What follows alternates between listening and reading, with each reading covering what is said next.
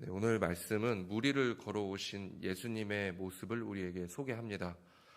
이 말씀이 주고자 하는 교훈을 이해하기 위해서는 그 앞에 있었던 사건들을 좀 연관해서 보아야 합니다. 그렇지 않고서 그냥 이 본문만 딱 떼서 읽다 보면 예수님이 그저 무리를 이렇게 공중부양하는 것처럼만 비춰질 수 있기 때문입니다.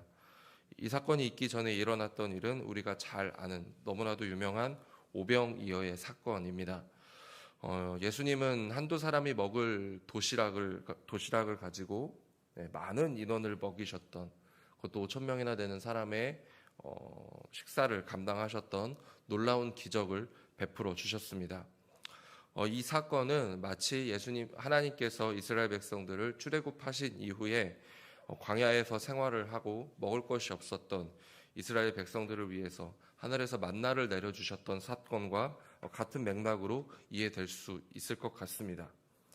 제자들은 예수님께서 보이신 놀라운 능력을 경험했습니다.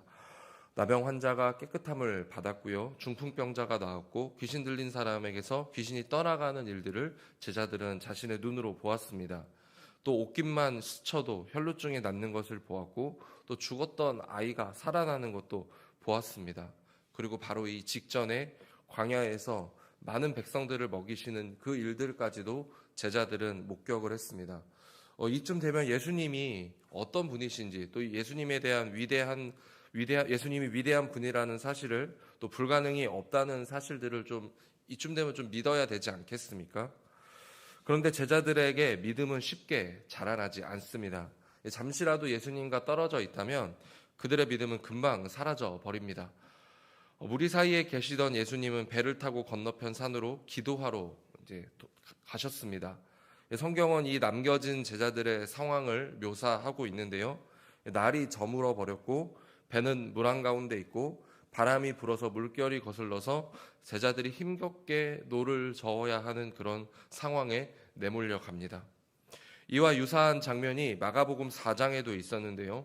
그때에는 예수님께서 제자들과 함께 계셨습니다. 비록 배 고물에서 주무시고 계셨지만 제자들의 요청에 일어나셔서 바다를 잠잠하게 하셨습니다. 그런데 지금은 상황이 좋지 않습니다. 예수님이 같이 계시지 않기 때문이죠. 밤바다는 스산한 기운이 올라와서 굉장히 무섭습니다. 특히 바람이 심하게 불고 배가 흔들리면 그 무서움이 더욱더 커지게 되는 것이죠. 그런데 돌아보니까 이전처럼 자신들을 지켜줄 예수님이 곁에 계시지 않기 때문에 제자들의 마음에는 두려움이 찾아옵니다.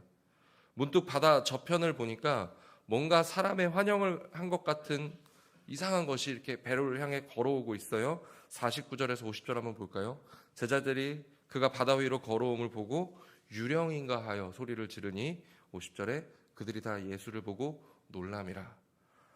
제자들은 자신에게 다가오시는 예수님을 알아보지 못했습니다. 그리고 놀라서 소리를 치는 것이죠.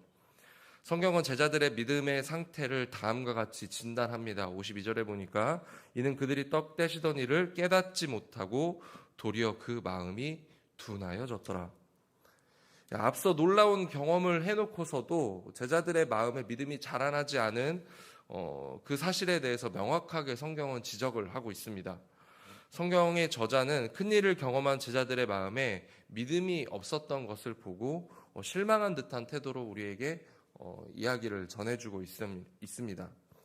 그런데 저는 제자들의 이런 믿음 상태가 충분히 좀 이해가 갑니다. 왜냐하면 저들은 아직 예수님의 전부를 다 보지 못했기 때문이죠. 그들이 예수님의 참모습을 깨닫게 되는 것은 언제입니까? 바로 예수님이 십자가에 죽으시고 부활하신 후 제자들에게 나타나셨을 때, 제자들에게 자신의 모습을 보이셨을 때야 비로소 그들의 참 믿음이 생기게 되는 것입니다. 아직 이들은 예수님에 대해서 부분적으로밖에 보지 못했고 또 그렇기 때문에 그들의 믿음도 부분적이었을 거라 생각합니다. 아무리 놀랍고 큰 일들을 경험했다 할지라도 믿음이라는 것은 우리 가운데 그렇게 쉽게 자라나는 것이 아니다라는 것을 저는 이 말씀을 통해 좀 보게 되는데요. 잠시라도 예수님과 떨어져 버린다면 바람에 이리저리 흔들리는 배처럼 우리의 믿음도 쉽게 흔들릴 수 있다라는 것입니다. 믿음은 몇 번의 위대한 경험을 가지고서 든든히 서지는 못할 것입니다. 많은 것을 경험하고 많은 것을 배우고 많은 것을 알고 있다 하더라도 믿음이라는 것은 환경에 의해서 쉽게 흔들릴 수 있는 것입니다. 이 땅을 살아가는 우리들에게 얼마나 많은 근심과 걱정들이 찾아옵니까? 하루에도 여러 가지 일들에 시달리는 게 우리의 인생 아니겠습니까? 하나님을 바라볼 틈조차 없는 이 시간과 환경에 쫓겨 사는 게 우리들이다 보니 마음은 요동칠 수밖에 없고 불안과 걱정이 우리 안에 가득 차는 것, 이건 당연한 일이라고 생각합니다. 밤이 되고 바람이 불고 배가 앞으로 나아가지 못하는 그런 상황이 오면 불안한 것, 그건 모두가 다 겪는 일인 것 같습니다. 하지만 예수님은 그런 제자들을 그저 내버려 두지 않으셨습니다. 바다 위에서 불안에 떠는 제자들을 향해서 다가오시는 분이 바로 예수님이시기 때문입니다. 예수님이 제자들을 놀래키시려고 무리를 걸어오셨습니까? 그냥 그저 밤바다를 산책하시다가 제자들이 저기 있는 걸 보시고 그들의 믿음을 점검하기 위해서 바다 위를 이렇게 막 뛰어서 오시는 거 아니잖아요. 지금 갈릴리 바다의 상황이 어떻습니까? 노를 젓지 않으면 안 될 만큼 상황이 굉장히 어렵습니다. 배가 앞뒤로 상하좌우로 막 이렇게 흔들리고 배가 앞으로 나아가는 것을 방해하고 있습니다. 풍랑에 요동치고 있다라는 것이죠. 그런 바다를 예수님이 사뿐사뿐 이렇게 걸어오신 건 아니라고 생각합니다.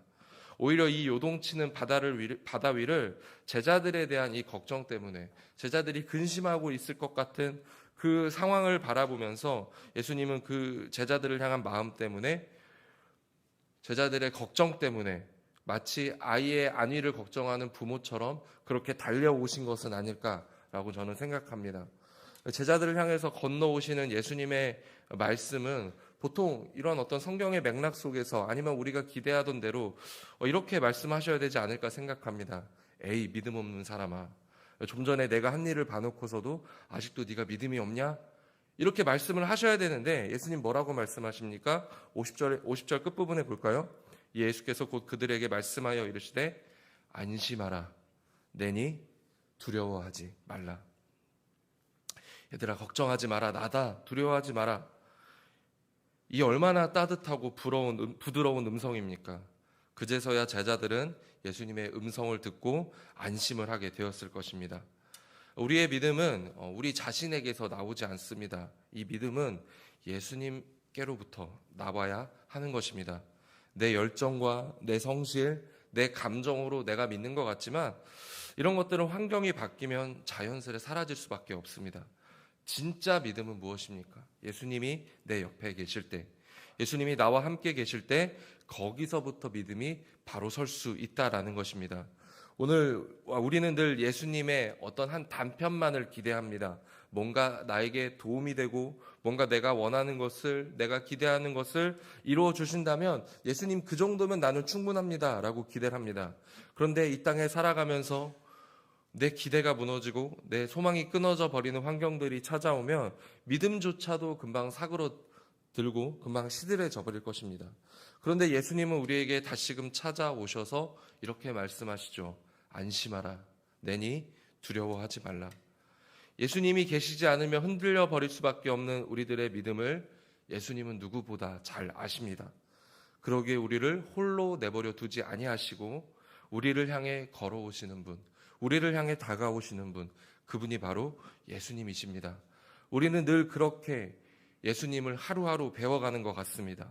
그저 교리를 알고 말씀으로만 아는 그런 예수님이 아니라 우리의 현실 가운데 함께 하시며 우리들의 고난의 현장 가운데 찾아오시는 그 예수님을 만나며 내가 만난 그 예수님의 참된 모습을 우리는 하루하루 배워가는 것이죠.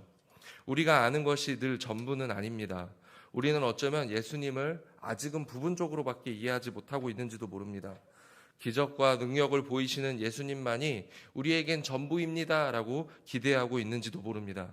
그러나 많은 일들을 경험하고 근심이 가득하고 두려운 일을 겪어가면서 그 속에서 우리 가운데 찾아오시는 예수님을 만날 때 예수님은 우리의 믿음을 보다 더 확실하게 다듬어가 주실 것입니다. 보다 더 굳건하게 세워 주실 것입니다.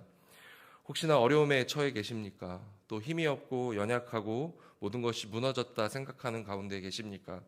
우리에게 다가오시는 그 예수님을 기대하고 소망하시기를 축복합니다. 예수님이 오시면 우리의 두려운 마음을 평안으로 바꿔주시고 우리의 믿음을 새롭게 하여 주실 것입니다. 우리에게 주어진 오늘의 하루가 예수님에 대해서 우리에게 다가오시는 그 예수님을 더 깊이 알아가며 우리의 믿음이 온전해지는 시간이 되기를 축복합니다. 믿음의 주여 우리를 온전케 하시는 우리 예수님이 우리와 함께 계십니다. 그 사실로부터 오늘 하루도 주님이 주시는 평강을 얻어가시는 모든 성도님들의 삶이 되시기를 예수님의 이름으로 축복합니다. 네, 기도하겠습니다.